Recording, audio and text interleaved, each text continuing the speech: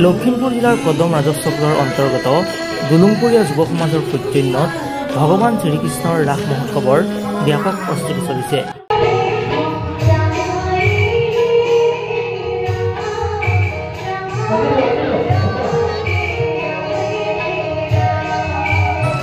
কলানদী হাইস্কুলৰ সমীপত থকা স্বৰ্ণশ্ৰী কৃষ্টি সংঘ ৰংগমঞ্চত 15 আৰু 16 নৱেম্বৰত দুদিনীয়াকৈ অনুষ্ঠিত কৰা হৈছে ৰাস মহোৎসৱ।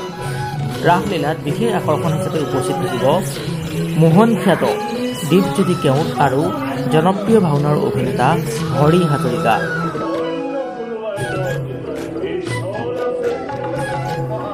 এই ৰাস মহোৎসৱত সকলো ৰাইজৰ সহায় সহযোগিতা কামনা কৰিছে উদযাপন সমিতিয়ে।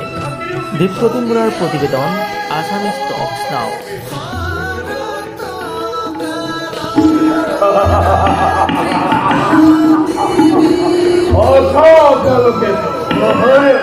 আজি মই কেৱল মৌখুৰাৰে নহয় সমগ্ৰ পৃথিৱীৰ ভাগ্য নিয়ন্ত্ৰণ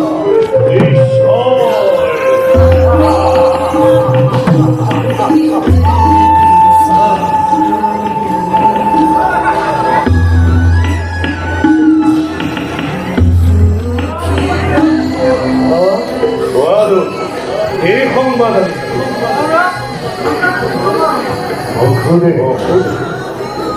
যোৱা বসুদেৱক সন্মানে লৈ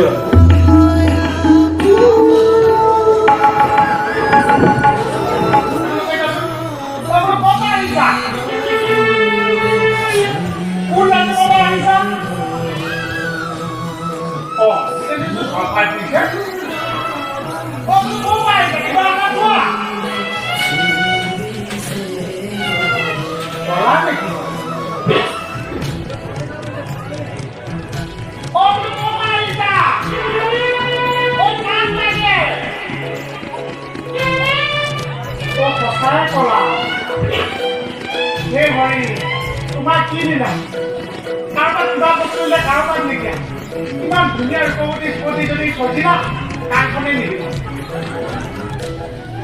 কেনেকে বুজাম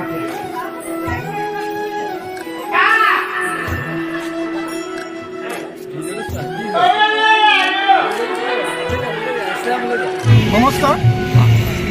আমাৰ দুলুংপুৰীয়া যুৱ সংঘৰ সৌজন্য প্ৰতি বছৰ আমি সুন্দৰকৈ আমাৰ উদযাপন কৰি আহিছোঁ।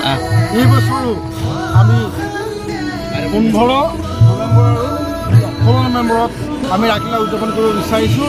আমাৰ প্ৰথম দিনাৰ কাৰ্যসূচী আমাৰ অসমৰ বিখ্যাত হৰি হাজৰিকাৰ নেতৃত্বত আমাৰ কংসালয় আমাৰ অনুষ্ঠিত কৰা হ'ব।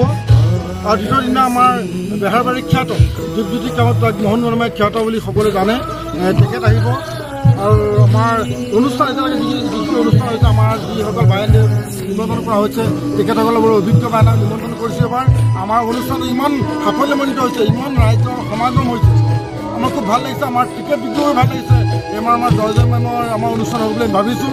সেয়েহে আমি আৰু সকলো ৰাইজৰ সহায় সহযোগিতা কামনা কৰিছোঁ। দুলুংপুৰীয়া যুৱ সমাজৰ সৌজন্য আমি বিগত 4 বছৰে ভগৱান শ্ৰীকৃষ্ণৰ পূৰ্ণাংগ ৰাসলীলা অনুষ্ঠিত কৰি আহিছোঁ। এই বছৰ তাৰ ব্যতিক্ৰম নহয়, আমি অনুষ্ঠিত কৰিবলৈ লৈছোঁ।